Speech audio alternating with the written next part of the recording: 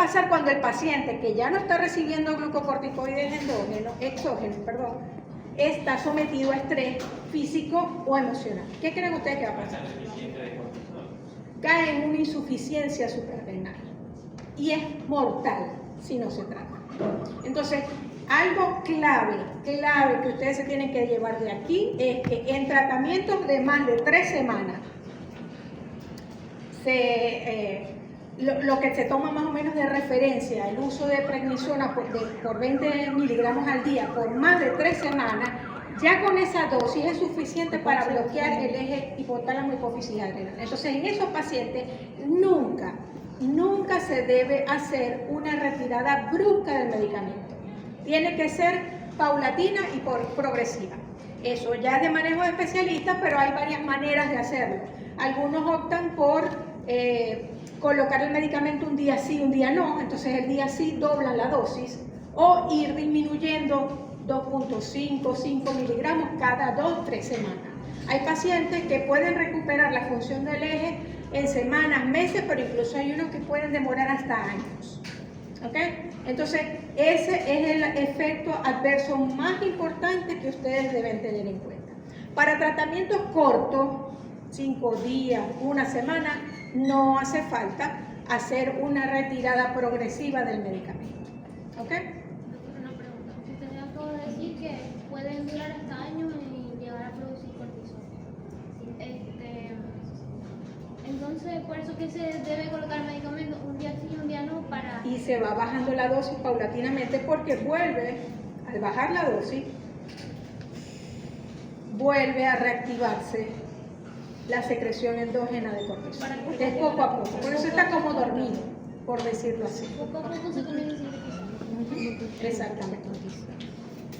¿Quedó claro eso? Ok. Entonces aquí tenemos el eje, como muy bien lo explicó Humberto. A nivel del hipotálamo se produce la CDH, actúa a nivel de la adenohipófisis, que produce la CTH, y ella actúa a nivel de la corteza, estimulando la síntesis de corticosteroides, tanto glucocorticoides como la aldosterona. ¿Okay? En la aldosterona no vamos a entrar en detalle, pero recuerden que su función es en el balance hidroelectrolítico, ¿okay? Reabsorción de sodio y excreción de potasio. ¿Por qué eso es importante? Porque vamos a ver, lo ideal sería tener un glucocorticoide sintético que sea 100% selectivo por el receptor glucocorticoide, pero no es así.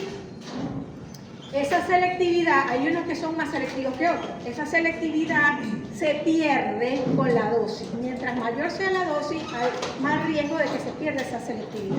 Entonces, ¿cuál creen ustedes por ese efecto mineralocorticoide que es otro efecto adverso de los glucocorticoides? Edema, porque hacen retención de sodio y agua. ¿Y qué más? ¿Qué pasa con el potasio? Hipocalemia.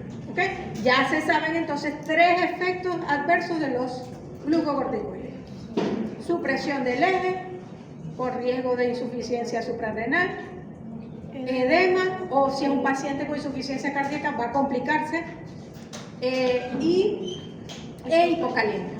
Además, por esa retención de sodio y agua, vamos a ver que existen otros factores, aumenta el riesgo de desarrollar hipertensión arterial a largo plazo. ¿Okay? Se produce el cortisol y él produce retroalimentación negativa, inhibiendo y regulando su propia secreción. Este eje sigue un ritmo circadiano. Se producen las mayores concentraciones o la mayor liberación de cortisol en horas de la mañana, a las 8 de la mañana. Por eso, cuando se utiliza como terapia de reemplazo hormonal en pacientes con insuficiencia suprarrenal, ¿a qué hora creen que le van a decir al paciente que se lo tome? A las 8 de la mañana. Van a haber también pacientes que por otra patología están tomando glucocorticoides y le van a decir a qué hora se los tome, a las 8 de la mañana. Y es por esto, para alterar lo menos posible lo que ocurre en condiciones fisiológicas. ¿Okay? Entonces, Entonces, si es de una vez al día, que se lo van a indicar por cualquier patología inflamatoria, inmunes, etcétera, se lo van a indicar a las 8 de la mañana. ¿Okay? Se puede administrar 2, 3 veces al día, eso depende de la patología. Simplemente le estoy hablando a largo plazo y si coincide que el paciente lo va a recibir una vez al día. ¿Sí? Pero la razón es por esto. Y por la noche hay un descenso de cortisol. En la noche hay un descenso de cortisol, sobre todo entre las 12 de la noche y las 4 de la mañana. Es el mayor de este descenso. Entonces, esto también lo deben recordar, cómo actúan o cuál es el mecanismo de acción de los glucocorticoides. Tiene efectos genómicos y efectos no genómicos. Los más importantes, la mayoría de sus acciones son mediadas a través de los mecanismos genómicos. ¿Y eso qué quiere decir? ¿Ustedes creen que el efecto clínico cómo va a ser? ¿Rápido o lento? Si el efecto es, la mayoría de sus efectos clínicos son mediados por mecanismos genómicos. Lento. ¿Ok? Y eso es importante. Ustedes le van a indicar a un paciente o una inyección de dexametasona y no es que se va a salir caminando y ya no le va a doler la pierna o dependiendo para qué se lo colocaron. Él va a sentir mejorías al otro día. ¿Ok? Entonces, eso es importante incluso para educar al paciente. Los efectos clínicos visibles van a ser a partir de 6 horas, 12 horas o 24 horas de la mayoría de sus efectos. Por esto, porque el principal mecanismo de acción son mecanismos genómicos, entonces se tiene que dar el proceso de regulación de la expresión génica, bien sea activando o reprimiendo la expresión de genes, si lo activa que se sintetice esa proteína o esa enzima o ese receptor que ella está regulando. Entonces todo ese proceso lleva tiempo, ¿sí? Entonces, fíjense, puede producir activación de genes o represión de genes. Fíjense, aquí está el esteroide, aquí está representado unido a una globulina.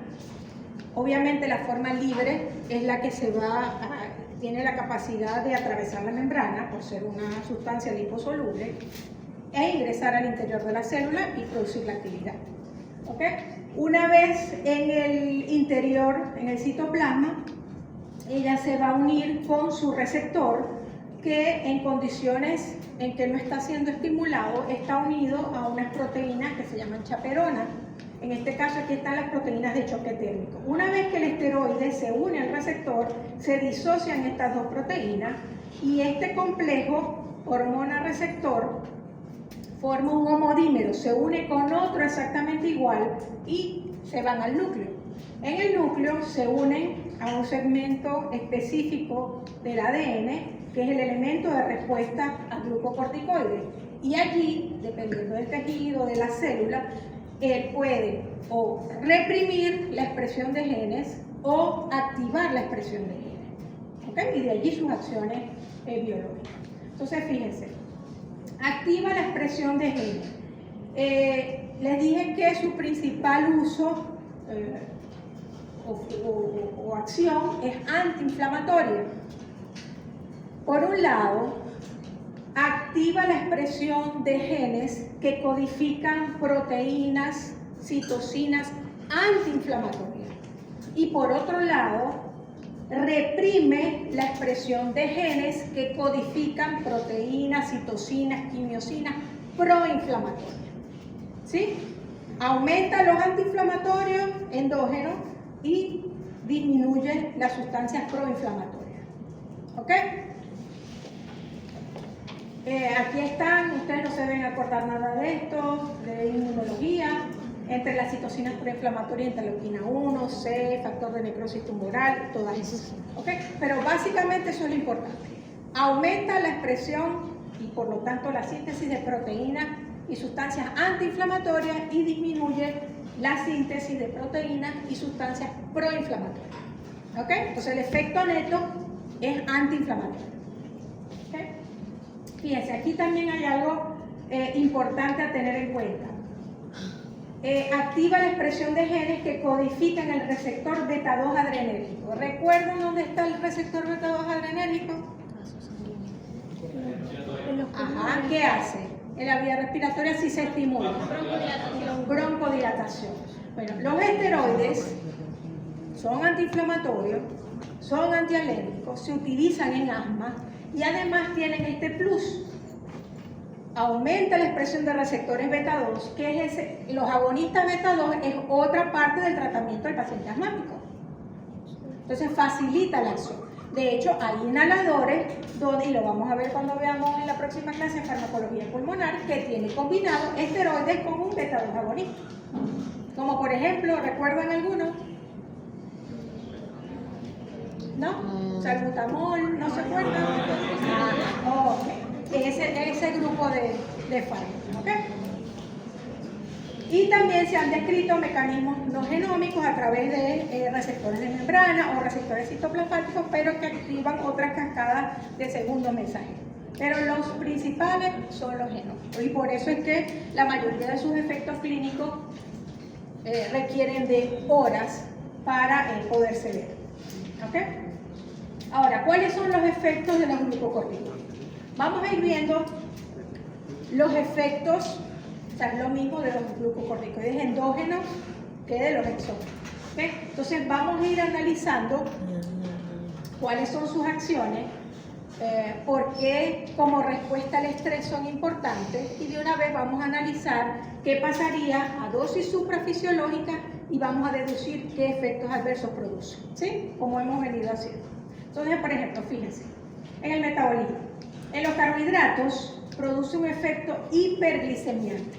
La idea es garantizar la glucosa al cerebro y al corazón en situaciones de estrés, garantizarle la disponibilidad de la glucosa suficiente, porque esa es su principal fuente de energía para el cerebro y para el corazón.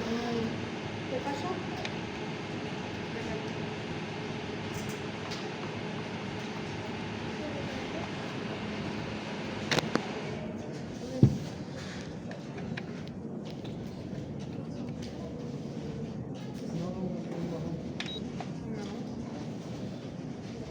Eso ya había pasado. Que se apague aquí en la clase. Sí. Está recalentado. Sí. Vamos a ver si... Entonces, ¿cómo hace que se eleven las concentraciones de glicemia? 1. Aumenta la síntesis hepática de glucosa, proceso que ya ustedes conocen, que se llama gluconeogénesis.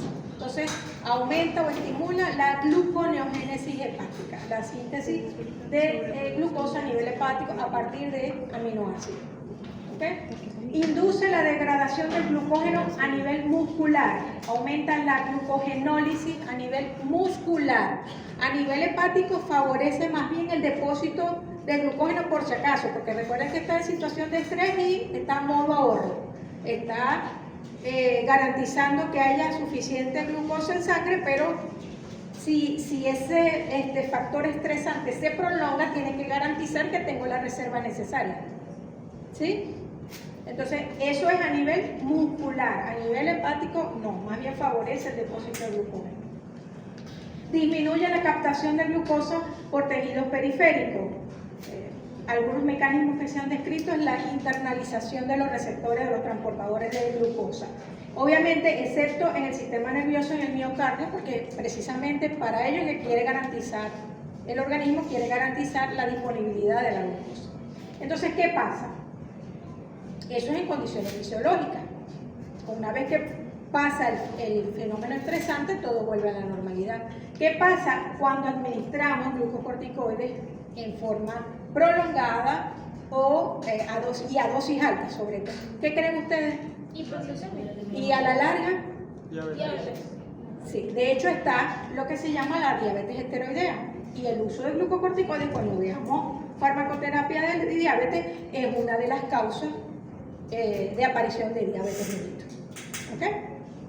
Pero es una diabetes reversible. No, depende a qué nivel haya llegado, obviamente. Depende. Al principio empieza como, porque también altera la sensibilidad a la glucosa, o sea, a la insulina. Se comporta como una diabetes tipo 2. Depende a qué nivel ya llegó. ¿Okay? Por eso es que es importante Ya vamos a ver. ¿Qué creen ustedes si es un paciente que es crónico, me va a la consulta cada 6 meses o una vez al año? ¿Qué exámenes le voy a pedir? Uno es Insulina. Glucosa. glicemia o hemoglobina glicosilada, que saben qué es y para qué sirve. Ok. Entonces, eso es uno de los controles que hay que hacer para detenerlo a tiempo. ¿Ok? En cuanto a los lípidos, inducen la lipólisis en esta por acción directa y por acción permisiva sobre las catecolaminas, o sea, favorece la acción de las catecolaminas. Y además induce la redistribución de grasa corporal. A largo plazo, y eso se ve en el síndrome de Cushing, ¿ya lo vieron en patología? Sí. Okay. ¿Qué tipo de obesidad se ve en esos pacientes? ¿Qué quiere decir centrípeta? Más en tronco, o sea, en abdomen, y las extremidades son delgadas, ¿verdad? Ok. Entonces, cuando los pacientes utilizan en forma crónica los glucocorticoides, puede aparecer eso, por esa acción que él tiene sobre los lípidos. ¿Qué pasa? En las extremidades predomina ese efecto de lipólisis.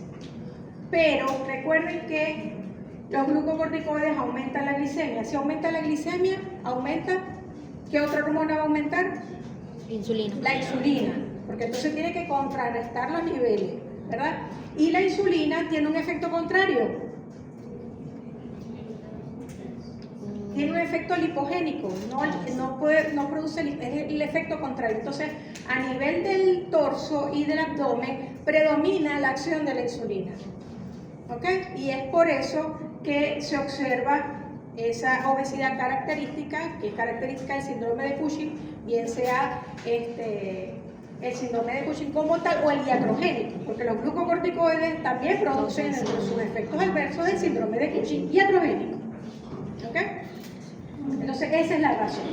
Las proteínas inducen el catabolismo proteico, sobre todo a nivel muscular.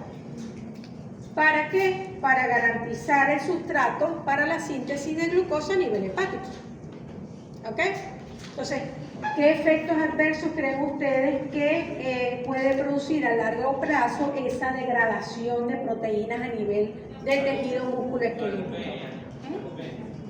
Sarcopenia, hay miopatías, pero empiezan como dolores musculares, calambres, ¿ok? Eso es importante. Recuerden, estos son glucocorticoides. Les dije que algunas personas, o incluso médicos, mal utilizan el nombre y también lo llaman esteroides. Están los esteroides anabólicos que se inyectan los fisicoculturistas para aumentar masa muscular. Ya ven que no son estos, porque estos más bien producen lo contrario. Cuando veamos hormonas sexuales, sí vamos a ver los esteroides anabólicos, que son los que aumentan masa muscular. Estos disminuyen masa muscular. ¿Ok? Ajá, en el balance hidroelectrolítico, como les dije, su acción predominante es glucocorticoides, pero hay algunos, mayor en menor grado, que tienen acción mineralocorticoide. Eso produce aumento en la resorción de sodio y eliminación de potasio. Ya hemos dicho entonces que esto favorece o predispone a la aparición de edema, retención de líquido, es uno de los mecanismos por los cuales a largo plazo pueden producir hipertensión, y esto puede producir hipocalemia a largo plazo. O sea, simplemente estamos viendo las acciones y relacionándolos ya qué pasa en pacientes que lo reciben por largo tiempo y a dosis alta. ¿Ok? Es más fácil así, es más fácil de recordar. A nivel del sistema cardiovascular, ellos producen aumento de la sensibilidad vascular a los vasopresores, como las catecolaminas. ¿Qué producen las catecolaminas en los vasos sanguíneos? Vasoconstricción. Ok, otro mecanismo por el cual pueden llegar a producir hipertensión arterial. Además, disminuye la síntesis de vasodilatadores como óxido nítrico y prostaglandina.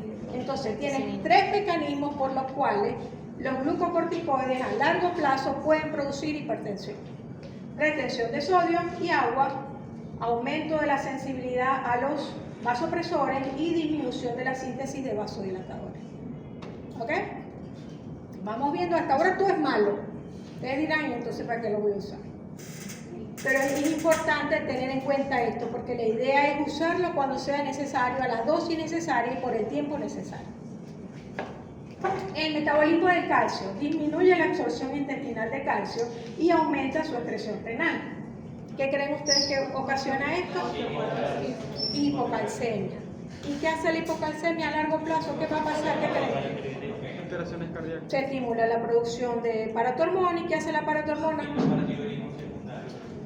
Y a nivel óseo, ¿qué pasa? ¿Qué efecto adverso creen ustedes que van a tener estos pacientes? ¿Disfunción ósea? Osteopenia y después osteoporosis. Este es otro efecto adverso a largo plazo con el uso de esteroides, la osteoporosis. Porque además después vamos a ver que estimulan la acción de los osteoclastos e inhibe la acción de los osteoblastos. ¿Ok? Entonces, por varios mecanismos favorece la aparición de osteoporosis y obviamente el riesgo de fractura y todo eso. Eso es importante tenerlo en cuenta porque hay medidas que se pueden ir tomando a tiempo para prevenir la aparición de esos efectos en pacientes que necesariamente tienen que tomar el glucocorticoide. ¿Okay? Efectos hematológicos: aumenta hemoglobina y hematocrito. A dosis altas puede llegar a producir incluso hiperviscosidad sanguínea y sus complicaciones. Fíjense, produce neutrofilia, o sea, aumento de los neutrófilos.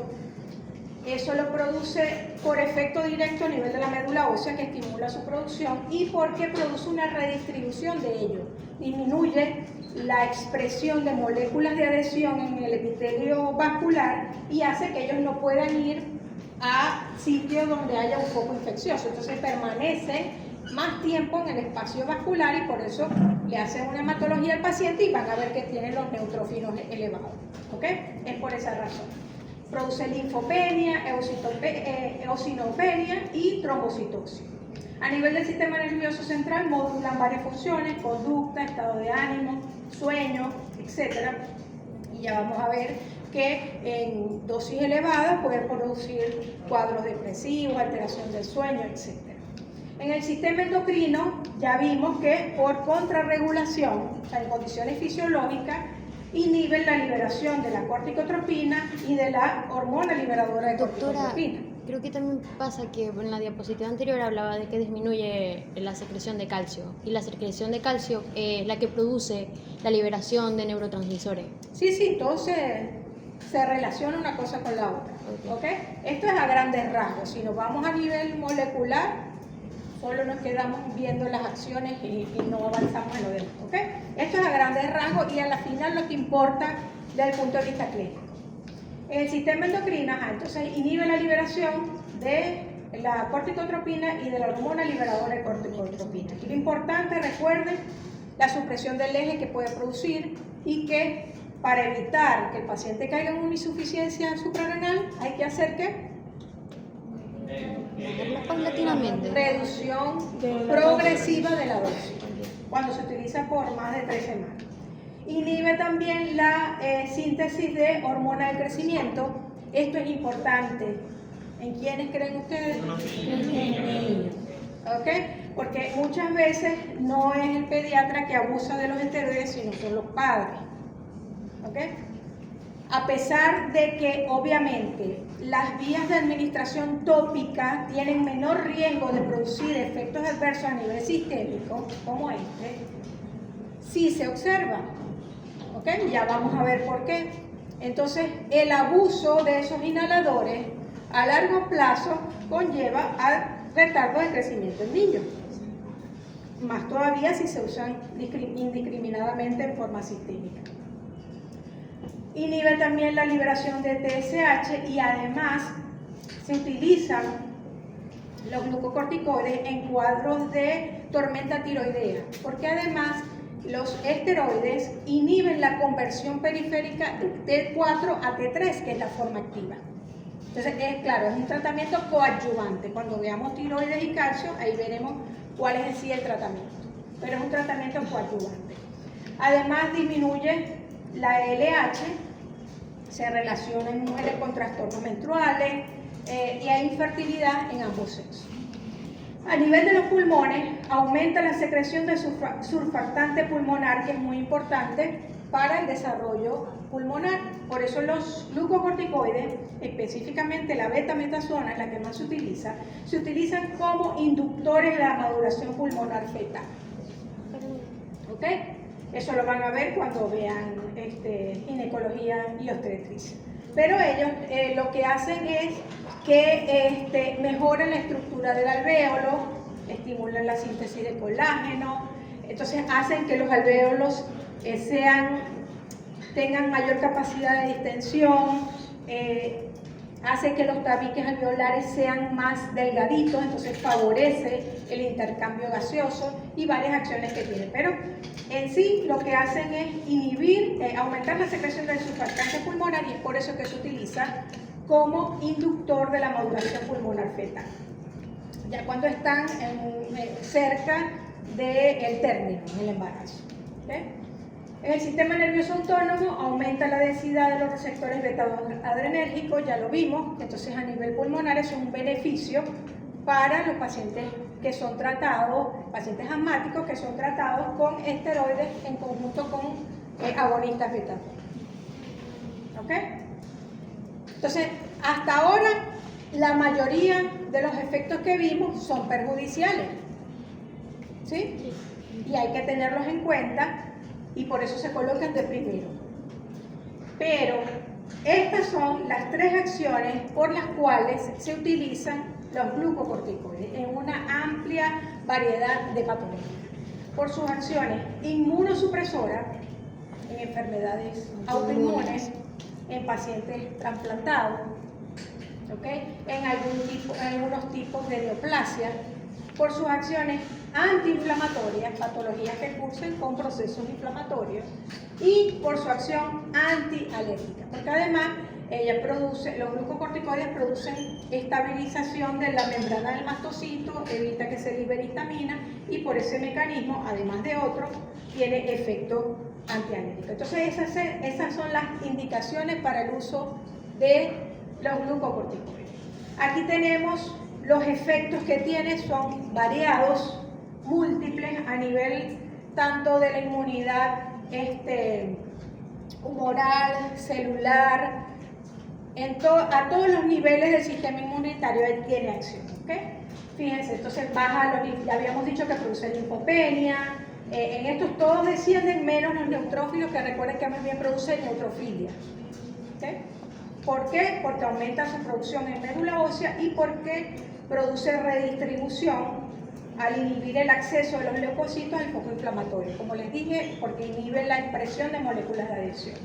Inhiben al macrófago, entonces inhiben la síntesis de citocinas proinflamatorias, etc. Inhiben la activación y la proliferación de los linfocitos B. A pesar de eso, no es muy frecuente que solo a dosis altas la inhibición de la producción de anticuerpos por las células plasmáticas. Inhibe la activación de los linfocitos T a varios niveles, inhibe la expresión de genes proinflamatorios, induce la transcripción de genes antiinflamatorios, induce la síntesis de endocannabinoides endógenos, inhibe la degranulación del mastocito, que es el que contiene principalmente histamina, además inhibe la liberación de histamina por los basófilos. Entonces fíjense, sus acciones sobre el sistema inmune son las claves para su uso. ¿Qué pasa? Que no disponemos, uno que otro tiene ciertas características diferentes al grupo en general, pero no se disponen de glucocorticoides sintéticos, que eso es lo ideal, que solo predominen estas acciones. ¿Ya? Porque eso sería lo ideal, que predomine su acción antiinflamatoria, inmunosupresora y antialérgica.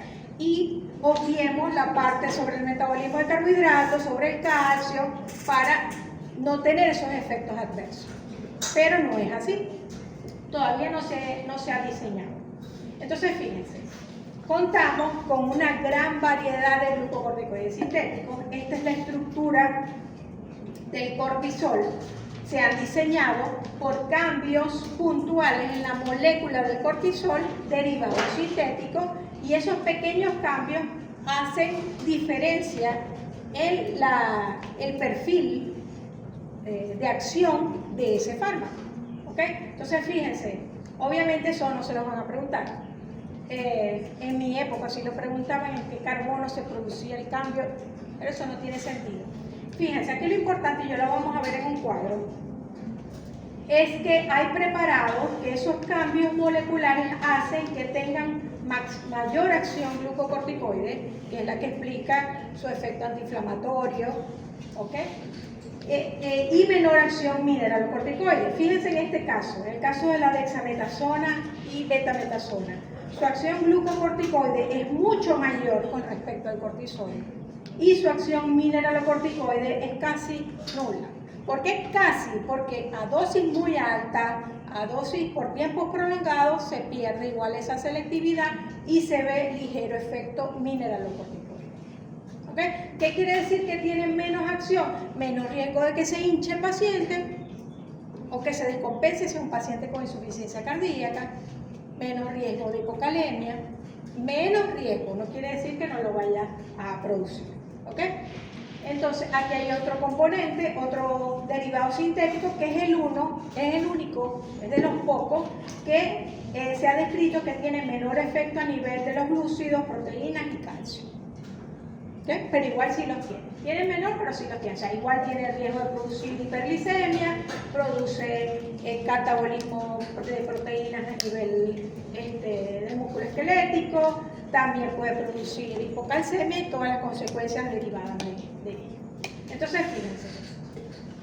Aquí tenemos un cuadro donde tenemos algunos, porque hay muchos más, de los glucocorticoides sintéticos con los que contamos. Existen de acción corta, de acción intermedia y de acción prolongada. De acción corta, aquí tenemos la hidrocortisona. De acción intermedia hay varios, deflazacor, prednisolona, prednisona, etc. Y de acción prolongada, dexametasona y betametasona. Fíjense, aquí tenemos lo que lo veíamos en el gráfico anterior, la potencia. La potencia se relaciona en base a la hidrocortisona, que en este caso le colocan potencia 1. Esos cambios que vieron en la estructura del cortisol, que decía aumenta la potencia tanto, que es lo que está reflejado aquí, fíjense. Prednisolona es 4 veces más potente que hidrocortisona. ¿Qué quiere decir que es más potente? ¿Cómo creen ustedes que va a ser la dosis?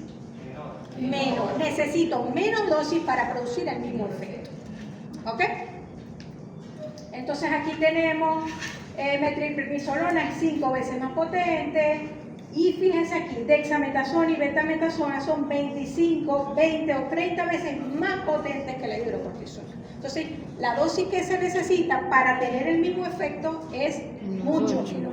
Eso es importante porque saber de las dosis equivalentes, y para eso hay tablas, hay maneras de calcularlo. ¿Por qué? Porque si ustedes tienen un paciente que le van a cambiar de un esteroide a otro, ¿okay? Bien sea porque estaba hospitalizado y estaba recibiendo parenteral, o le van a cambiar de uno a otro, tienen que tener en cuenta la potencia del glucocortisol. ¿Por qué creen ustedes que eso es importante? Estamos hablando de pacientes que reciben a largo plazo glucocorticoides. ¿Por qué creen que es importante saber la potencia y la dosis equivalentes entre un preparado y otro? Porque me imagino que la prednisona. ¿Por qué? Ajá, pero ¿cuál? Para evitar la dosis tóxica. Justamente ya usted ha explicado que cuando se retira glutamato, lo produce, pero hay que retirarlo en bajo. Imagínate que ¿Escucharon? le den dexametasona y luego le bajen a ¿Escucharon lo que dijo ella? Sí. Depende, si estoy utilizando uno de alta potencia Y se lo bajo a uno de y menor. lo cambio a otro de menor potencia, pero dejo la misma dosis, ¿qué va a pasar? Estoy bajando la dosis bruscamente, ¿qué va a pasar? Hay insuficiencia. Hay insuficiencia. renal. Lo más probable es que ese paciente tenga Suprarrenal. suprimido el eje y puede caer en un cuadro de insuficiencia suprarrenal. O una depresión. ¿Ya? ¿Sí ven la importancia de eso? Como les digo, eso lo van a ver en clínica, cómo se hacen las equivalencias, las dosis equivalentes cuando se pasa de uno a otro. ¿Ya?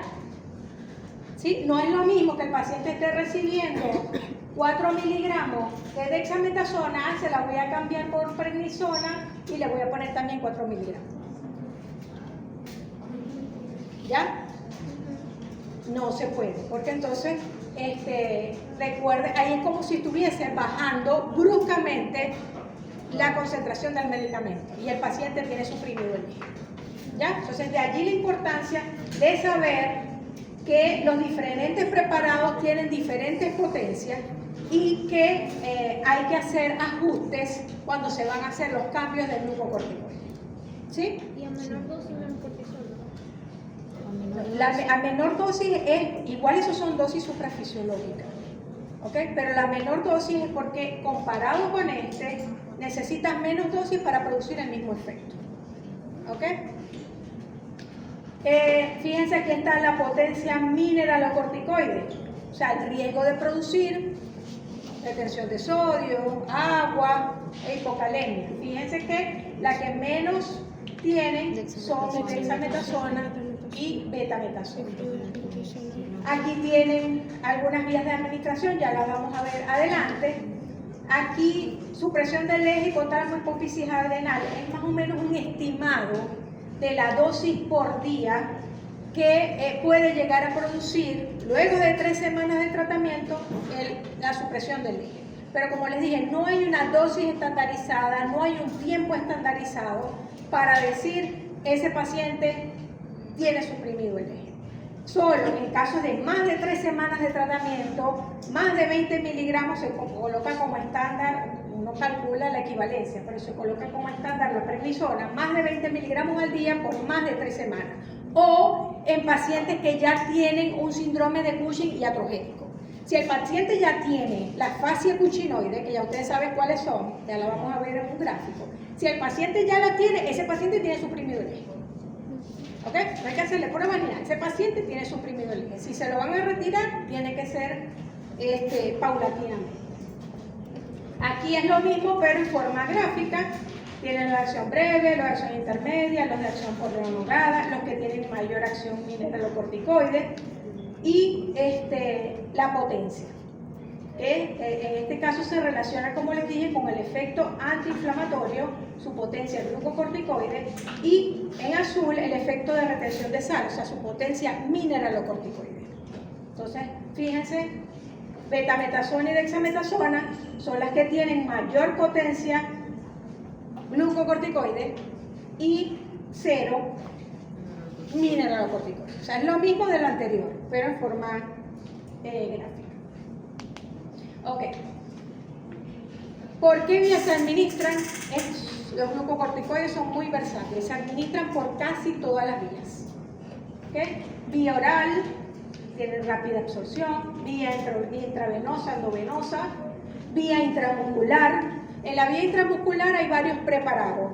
Están los preparados de absorción rápida y están los preparados de absorción lenta, retardada, prolongada. Pueden encontrarlo de diferentes maneras. ¿Ok?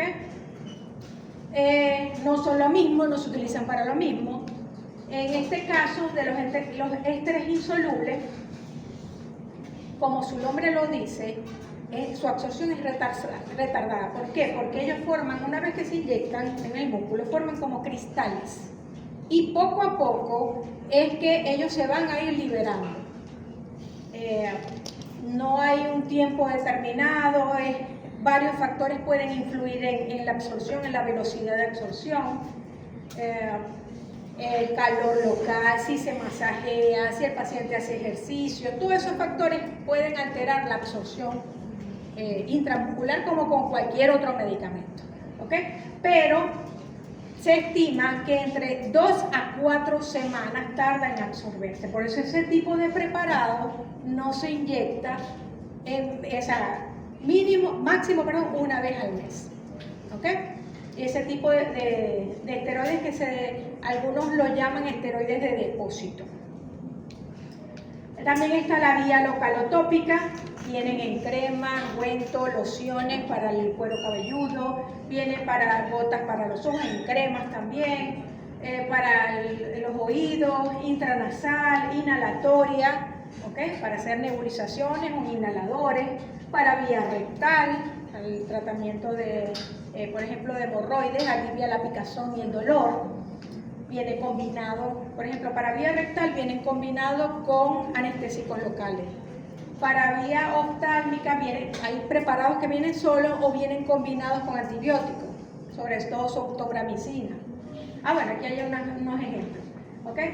Existen otras vías, pero ya eso es manejo de especialistas, simplemente para que sepan que se puede administrar por casi todas las vías: intradérmica o intralesional, intra o periocular, intraarticular, epidural. Dependiendo de la patología que tenga el paciente, se escoge la vía de administración. ¿Ok? Ellos están disponibles solos o combinados con otros fármacos, cuando son por vía oral o tópica. Por ejemplo, vía oral, están preparados de esteroides con antihistamínicos, que es la que vamos a ver a continuación, como la loratadina, un ejemplo. Están los preparados para la administración por vía inhalatoria, esteroides más un beta-2 agonista, por ejemplo, para pacientes con asma. Están preparados de administración oftálmica, que viene el esteroide con un, ¿qué es esto? Antibiótico. Un antibiótico. ¿Okay? Están para solución ótica, también vienen combinados con otros antibióticos. Hay en cremas que vienen combinados con antimicóticos y antibióticos, y así sucesivamente. O sea, sobre todo los preparados tópicos vienen combinados con otros medicamentos. Fíjense aquí están las vías de administración y cuáles son los principales de cada vía. Hay unos, por ejemplo, muchos de vía oral tienen también para vía parenteral, ¿ok? Muchos de vía inhalatoria tienen para administración nasal, y así lo van relacionando para que se les sea más fácil recordar, ¿ok?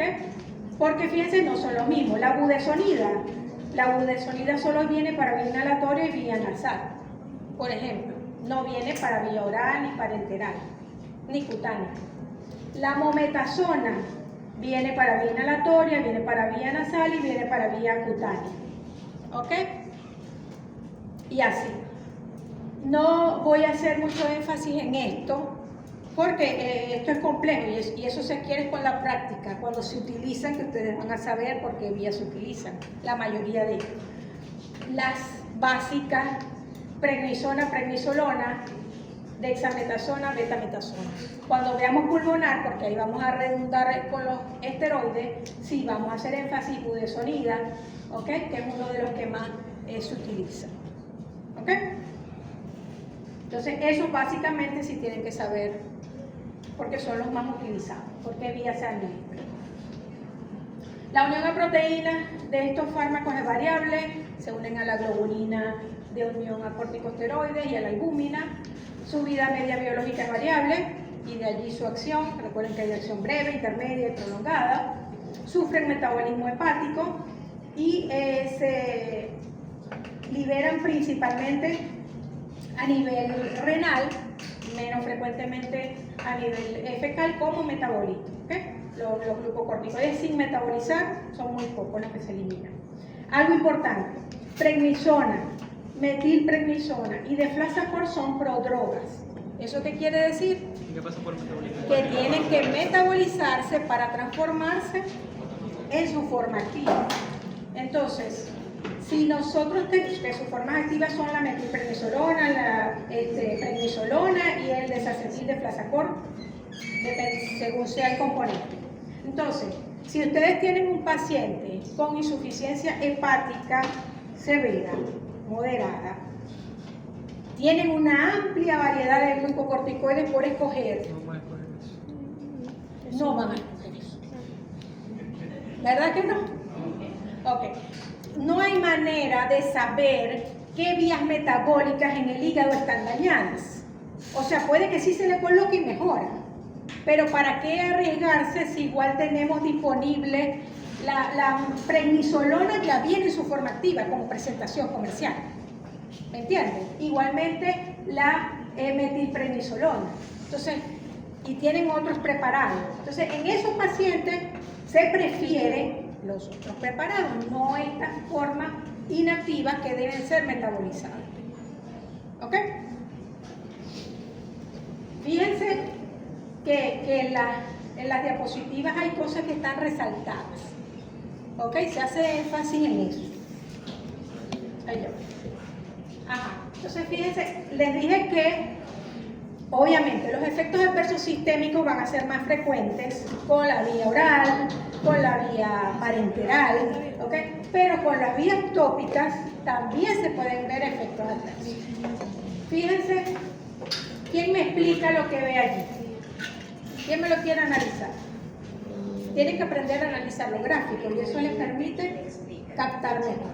¿Tú? Los medicamentos beta-2 adrenérgicos se pueden usar por inhaladores. Entonces, No, aquí estamos hablando del glucocorticoide. bueno, que usted dijo que tenga más beta. Sí, puede ser, si hay inhaladores solos de esteroides o hay gotas para nebulizar solo de esteroides, pero también hay combinados. Sí, ¿Ok? eso. Ok. Creo que es salbutamol con betametasona, algo así. Ok. Entonces, ¿eso qué hace? Que se va a unir a los beta-2 adrenérgicos y que se encuentran mayormente en la vía respiratoria como en los pulmones. Pero ¿qué pasa aquí?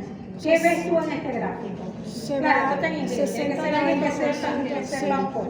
Ajá, tú. Bueno, lo ¿Tu que yo nombre? entiendo, Vanessa, Vanessa, ajá.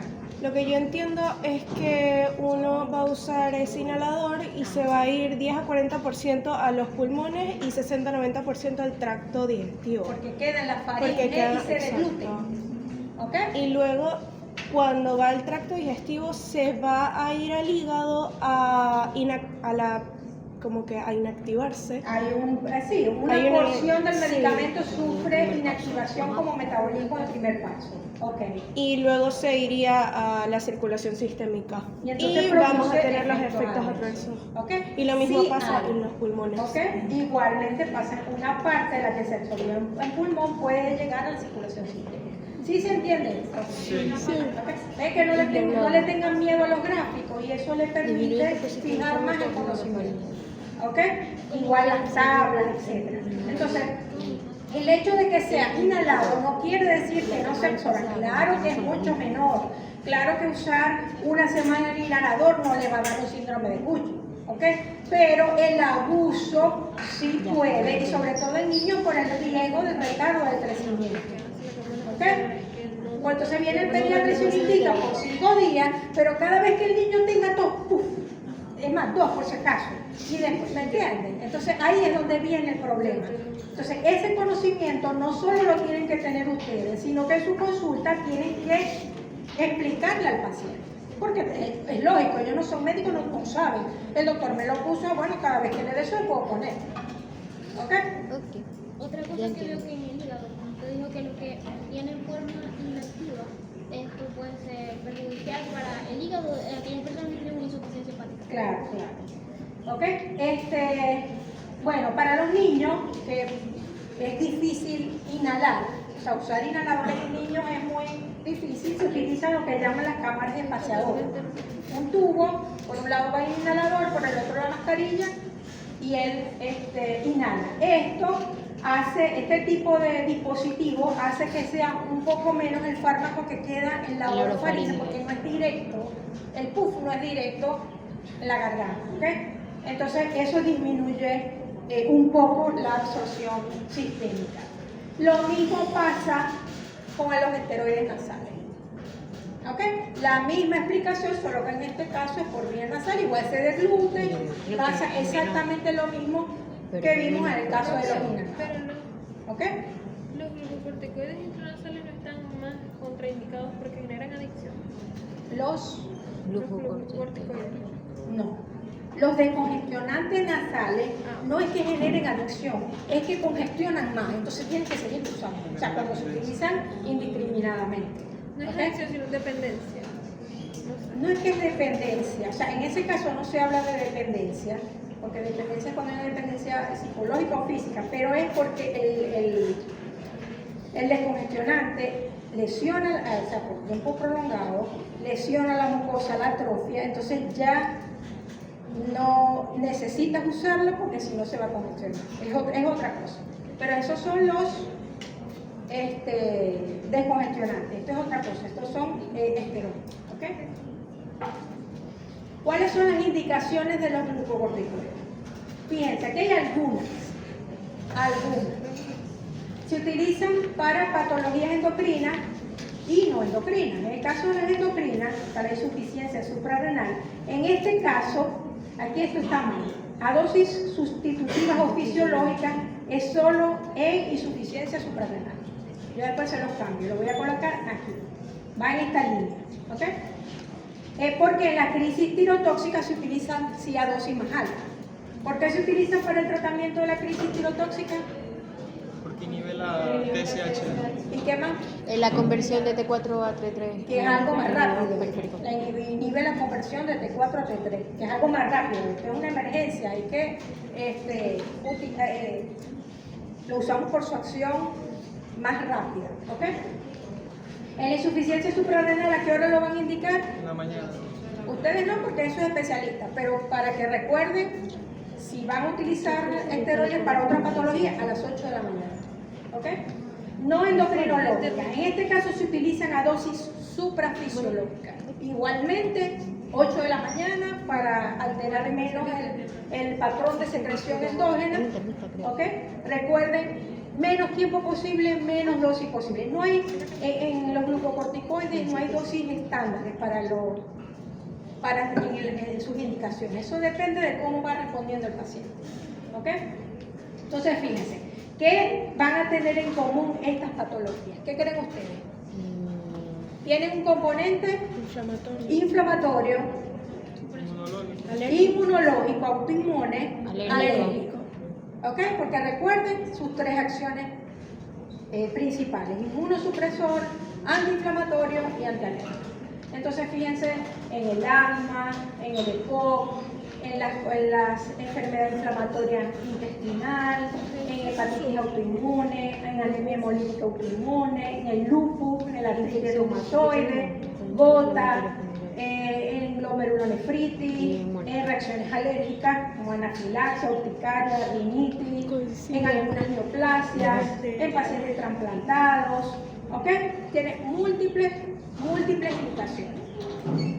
Y como les dije, en cada una de estas patologías, en su fisiopatología subyace un problema inmunológico, inmune, inflamatorio o alérgico.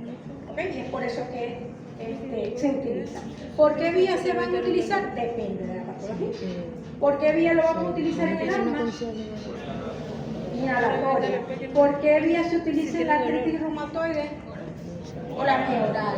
Sí, esos son tratamientos por largo plazo, es por la vía oral. Porque si es un paciente que tiene mucho dolor en una articulación, pueden usarse la vía intraarticular, pero claro, eso es de manejo de especialista. ¿Ok? Si tiene una rinitis, por vía nasal. ¿Ok? Tiene una reacción anafiláctica, parenteral. ¿Ok? O intramuscular, si es muy difícil de agarrar la vía, en fin, por la emergencia. ¿Ok? Entonces, en cuadros infecciosos, aunque pareciera, es paradójico por su efecto inmunosupresor, hay ciertas patologías en donde el uso de esteroides es más beneficioso o es beneficioso, ¿ok? Y de hecho se usa. Ustedes pueden ver pacientes con neumonía y utilizan esteroides porque ayuda a desinflamar la vía respiratoria, ¿ok? Siempre acompañado, obviamente, de su terapia antibacteriana.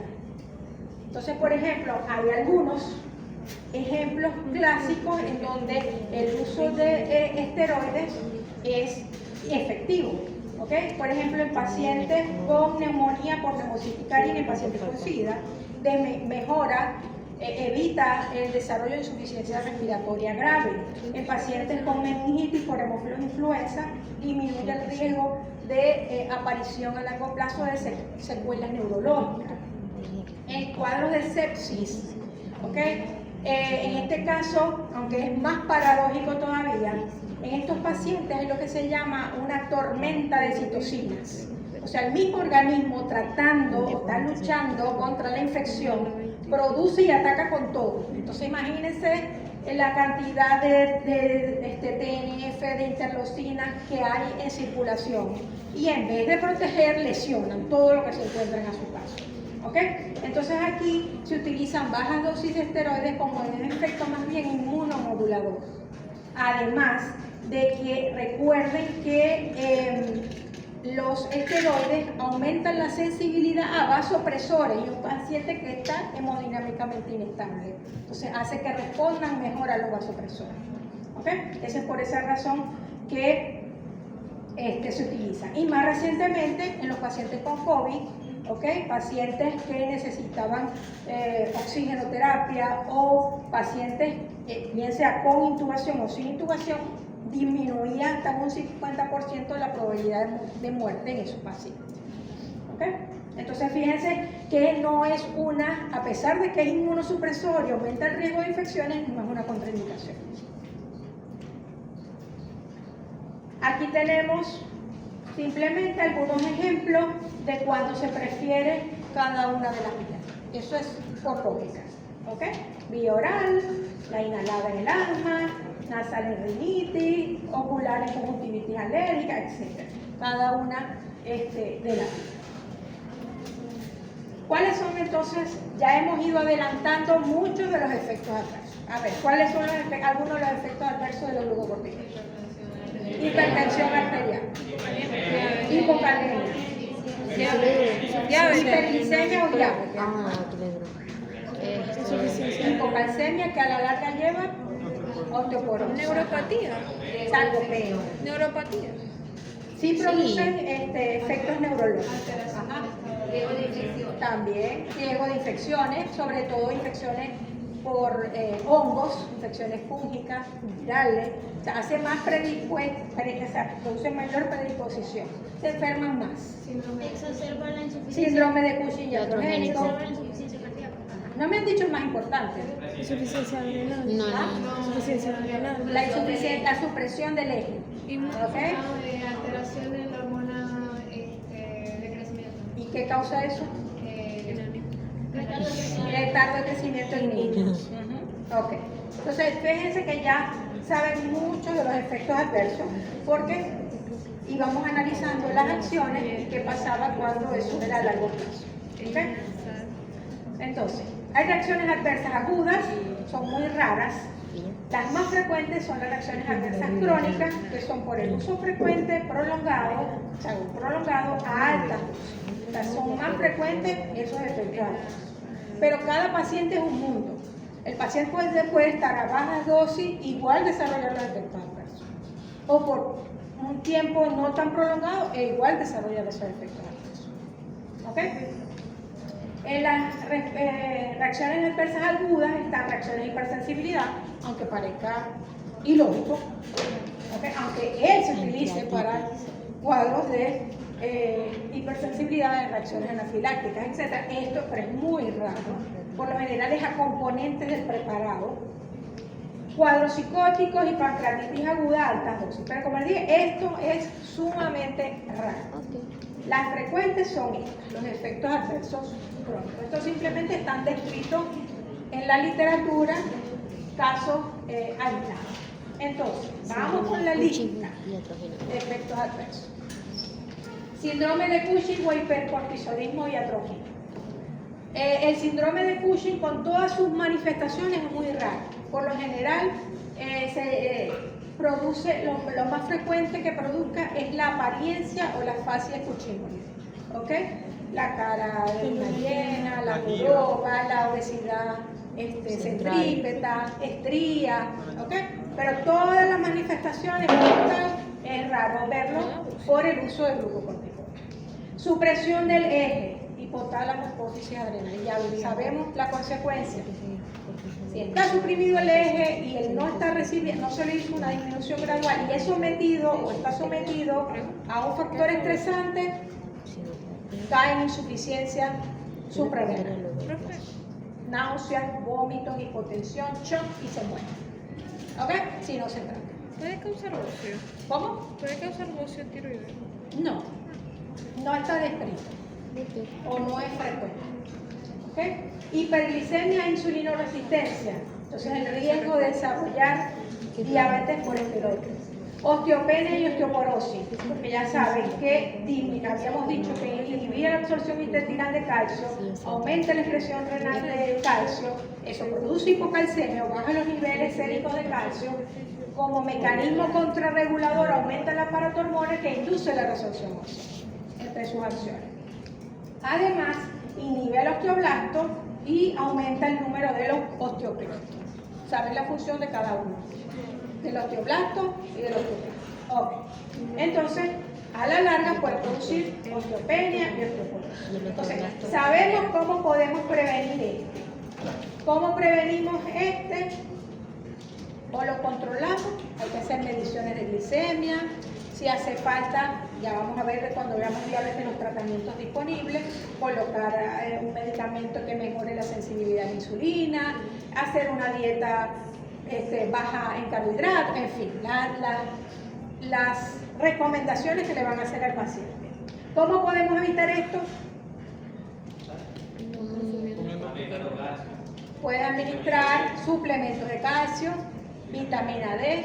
En pacientes de alto riesgo, por ejemplo, en pacientes menopáusicas, se pueden utilizar los bifoconatos, que lo vamos a ver cuando veamos tiroides y calcio. Otro efecto adverso, disminuye masa muscular, puede producir debilidad y fatiga muscular, ya vimos por su efecto catabólico. Puede producir hipocalemia por su efecto mineralocorticoide. Aumento de peso y redistribución de la grasa corporal, ya lo vimos, como parte del síndrome de Cushing estrogénico. Retardo del crecimiento del niño, retención de sodio y agua, y riesgo de hipertensión arterial o de complicación. Pacientes con ya antecedentes de insuficiencia cardíaca se descompensa. ¿Okay? Además, recuerden que hay otros mecanismos por los cuales puede producir hipertensión. Aumenta colesterol, alteración de lípidos de suero, aumenta sobre todo LDL colesterol y triglicéridos. Producen, sí, ese es su efecto a nivel, sobre todo en extremidades. ¿Okay? La liposis.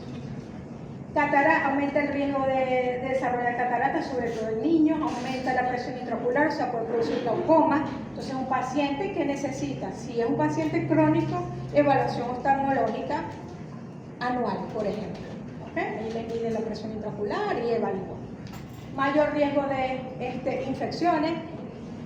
¿Okay? Entonces, medidas de higiene, por ejemplo, en las mujeres aumenta el riesgo de candidiasis vaginal. Entonces, hay que orientar al paciente sobre las medidas de higiene a tomar para evitar riesgos.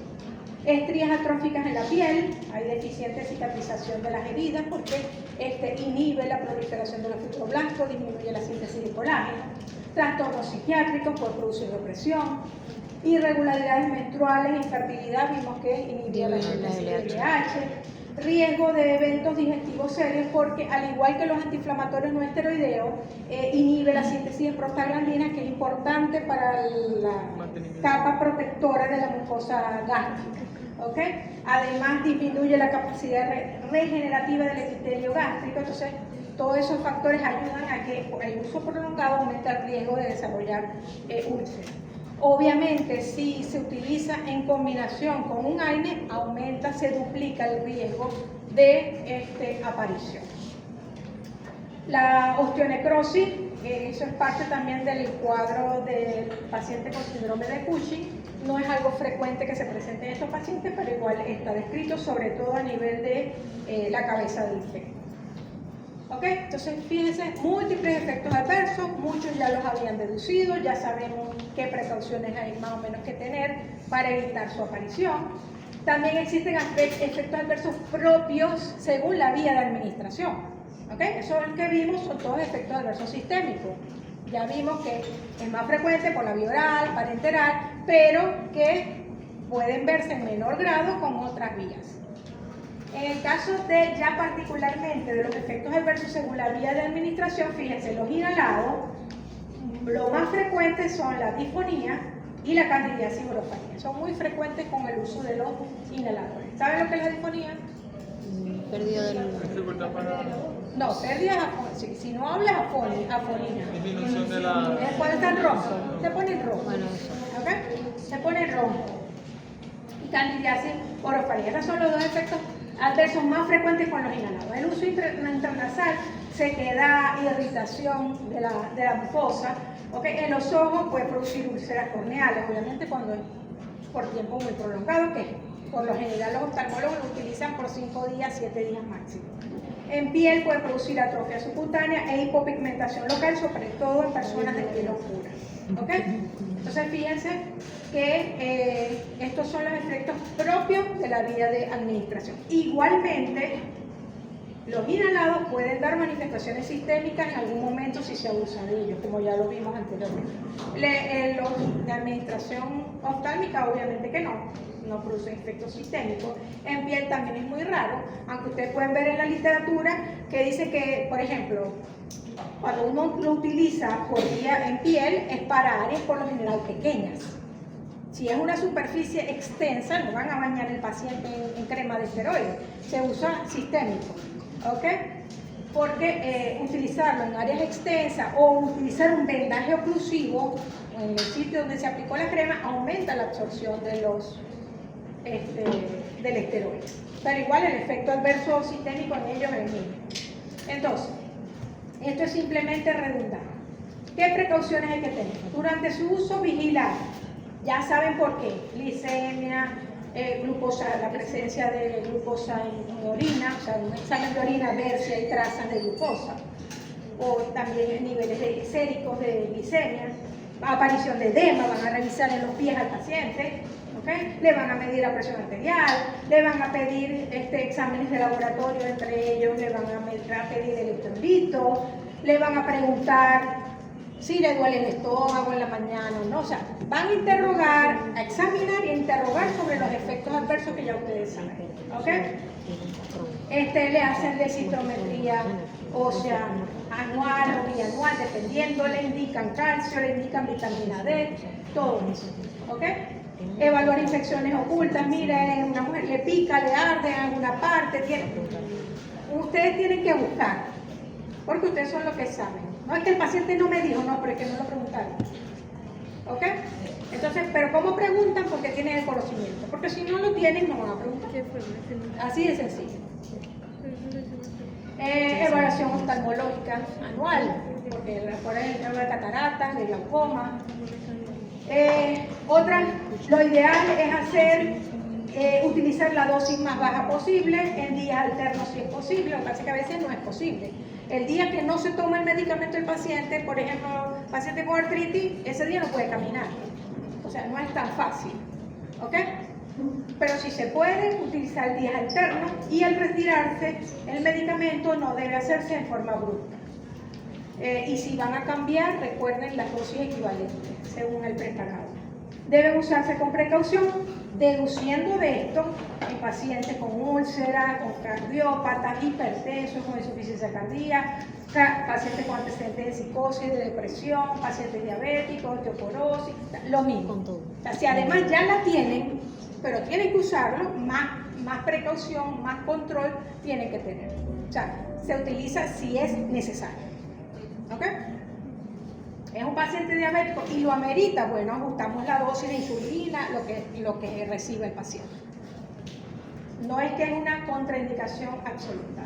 Esto es más de lo mismo. ¿Qué medidas para prevenir la aparición de efectos adversos? Primero, saber si tiene factores predisponentes, si es hipertenso, si es diabético, en fin. Controlar la ingesta de calorías para que el aumento de peso sea menor, restringir la ingesta de sodio, administrar suplementos de potasio si es necesario, usar antisecretores, bloqueadores H2 o de bomba, los que se utilizan para las enfermedades idopépticas, ya más de lo mismo, la menos dosis posible. Si tiene factores de riesgo para osteoporosis y el paciente necesita tomar el medicamento por tiempo prolongado, darle suplementos de calcio, darle suplementos de vitamina D. Si son mujeres en edad, esas que son menopáusicas, que es otro factor de riesgo para el desarrollo de osteoporosis, darle su terapia de reemplazo hormonal. Y si el paciente es de riesgo elevado, también pueden utilizar profilácticamente los glifosfonatos, que ya lo vamos a ver en otra clase. ¿Okay? Esto es la manera de cómo se puede hacer la retirada progresiva. Una es días alternos. Entonces el día sí venía con 5 miligramos, 10 miligramos, entonces el día sí 20. Y un día sí, un día no. ¿Okay? Y después ir bajando.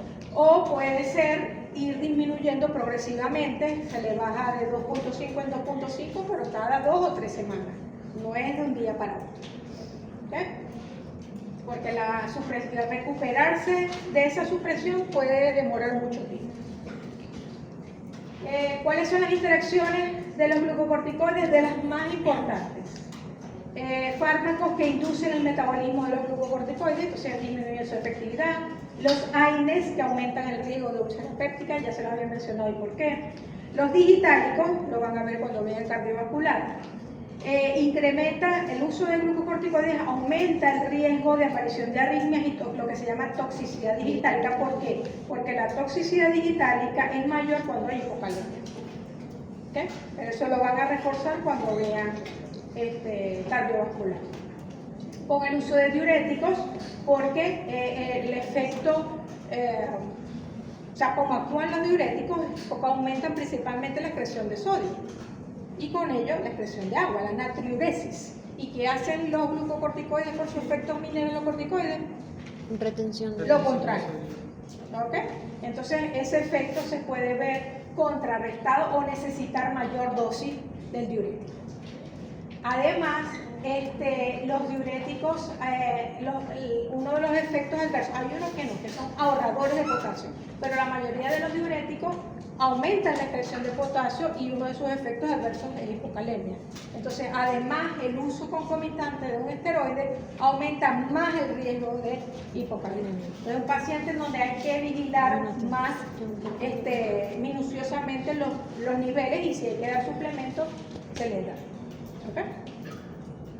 Ok, entonces fíjense, recuerden, son herramientas terapéuticas súper poderosas, salvan vidas, pero su uso debe manejarse con criterio y conocimiento para evitar la aparición, entre muchos efectos adversos, del síndrome de Cushing iatrogénico y la insuficiencia suprarrenal.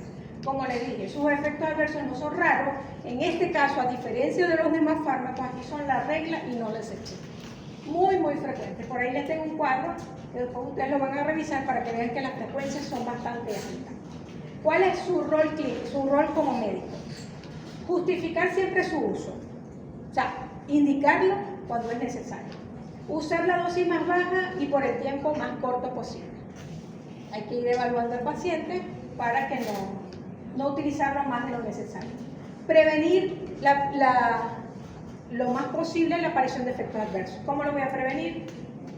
Puedo indicar todo en el contexto, ¿no? Recuerden, dependiendo si tiene otros factores de riesgo, la edad, el tiempo, la dosis, en fin. Puedo dar suplemento de calcio y vitamina D, puedo poner antisecretores para proteger la mucosa gástrica, estoy monitoreando constantemente en la consulta, le pido controles de glicemia o de hemoglobina glicosilada. Y otra importancia, algo que debemos tener en cuenta, es planificar si se va a retirar la retirada progresiva si el tratamiento supera a las 2 a 3 semanas. Y ya vimos cómo se pueden hacer. ¿Ok? ¿Quedó claro? Sí. Ok. Fíjense, aquí es un gráfico simplemente, lo mismo, los que son más visuales. Gráficos así les ayuda. Efectos del cortisol a nivel de cada tejido. ¿Ok?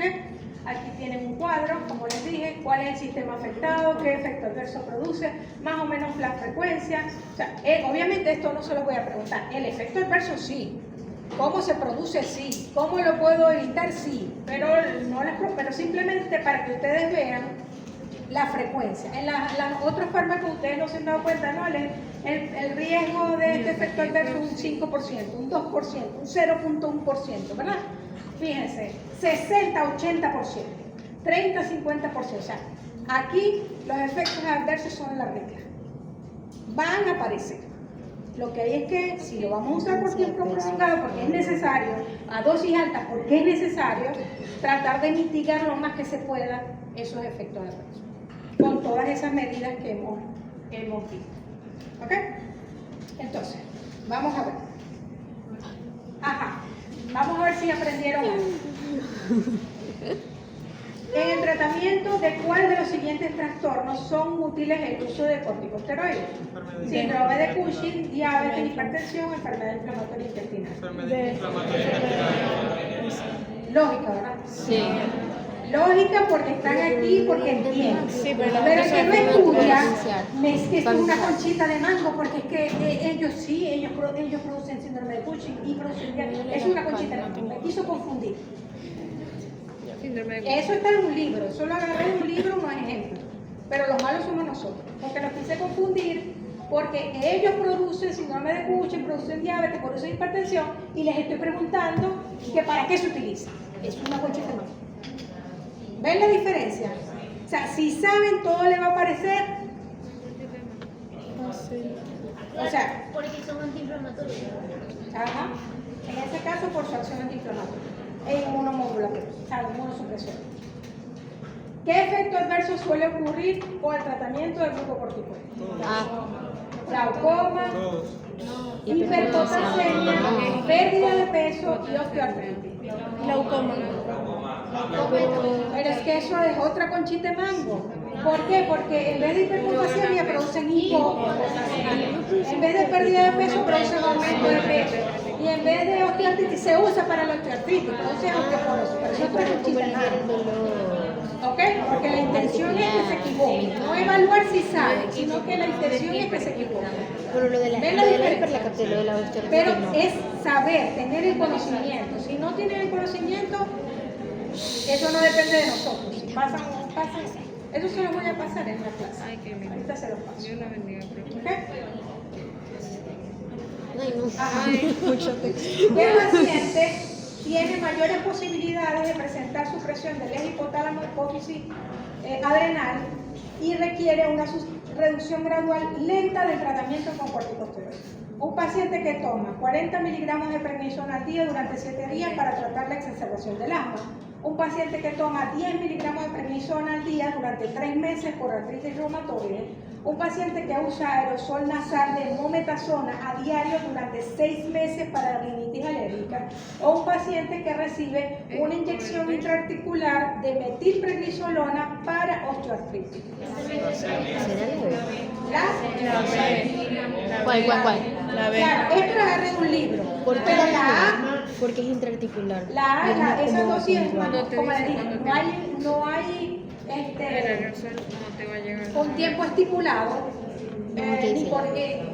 ni una dosis estipulada, pero la A La persona tiene ese De 7 días. depende del paciente, pero ahí la más probable Es la B. porque aquí se tiene mayores posibilidades, es la B. ¿Por qué? Porque tiene más riesgo. Entiendo. Se utiliza Pero durante si la más días. persona la está usando durante 6 meses. Metilprednisolona. Entonces, Pero el aerosol. es nasal. No es prenasal. Nasal, es O sea, no es es se absorbe, pero producir supresión, por eso no. Profe, ¿por qué no es la D? Porque no te indica Que no te dice Una tiempo. inyección en la articulación, una. Ah, El porque es paciente una fue a sola. la consulta, tenía dolor por osteoartritis y le inyectaron directamente en la articulación. A una vez y ya Te fue. enseño era indefinido. Yo entendí que era indefinido. Ok. Y la metilprednisolona también tiene una forma inactiva que daña Y el aerosol no es tan sistémico. ¿Cuál? El aerosol no es tan sistémico. Entonces, Es ¿quedó local. claro? Sí. Ok, bueno, vamos a dejar para la próxima clase ya los antihistamínicos y los bloqueadores. Ok. Sí, porque creo que fue mucha información. Yo ahora les paso la pregunta. Porfa, profesora.